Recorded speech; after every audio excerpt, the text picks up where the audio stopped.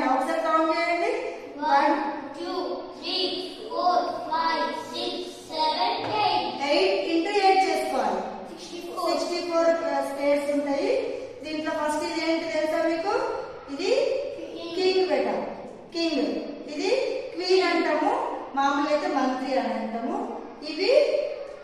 ఏనుగులు బేటా ఏనుగు స్ట్రేట్ ఇలా వెళ్తుంది అన్నమాట ఇది ఏనుగులు 2 ఉంటాయి తర్వాత దీని పక్కన ఇవి గుర్రాన్ని మామూలుగా నైట్స్ అంటాం చెస్ లో మాత్రం నైట్స్ అంటాం మామూలుగా గుర్రాలని మనం ఆడుకుంటాము ఇవి క్యామిల్స్ అంటాము ఇంగ్లీష్ లో మాత్రం బిషప్స్ అంటాము బిషప్స్ అంటాము దాని తర్వాత వీటికి ఎదురుగుండా ఇవి సోల్జర్స్ అంటాము తెలుగులో అయితే సైనికులు అంటాము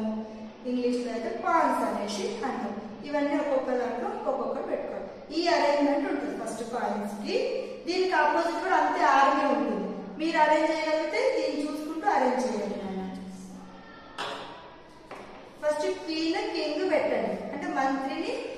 క్వీన్ అంటే మామూలుగా మనం క్వీన్ అంటాము మంత్రి అని కూడా అనొచ్చు ఏం కాదు పెట్టు దీనికి ఇట్లా పెట్టుకోవాలి ఇక్కడ నెక్స్ట్